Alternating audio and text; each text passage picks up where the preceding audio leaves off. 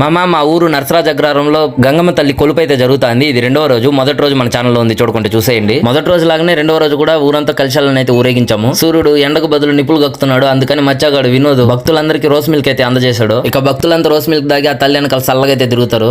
కలశాలు ఊరేగింపు ముగిసిన వెంటనే పోలేరమ్మ తల్లికి అయితే ప్రాణ ప్రతిష్ఠ అయితే చేయబోతున్నారు. దానికోసం ప్రతి ఇంటి నుంచి పసుపు నీళ్లను కొన్ని వేపాకులు వేసి తీసుకురమ్మన్నారు అయ్యూరు గారు. వీటితో పాటు ప్రాణ ప్రతిష్ఠ అయ్యాక బంగారు గాని వెండి గాని చిల్లరగా డబ్బులు గాని వేయడానికి తీసుకురమ్మన్నారు. నేనైతే వెండి నాణ్యం ఒకటి ఉంది నా దగ్గర, దాన్ని తీసుకుపోతున్నాను. ప్రతి ఇంటి నుంచి పసుపు నీళ్ళతో మేళాలతో పాటు వెనక వెళ్లాల్సి ఉంటుంది. పోలేరమ్మ ప్రాణ ప్రతిష్ఠ కార్యక్రమం జయప్రదం చేయడం కోసం ఊరు మొత్తం పసుపు నీళ్ళతో అయితే పోలేరమ్మ గుడి దగ్గరకు వచ్చేసారు.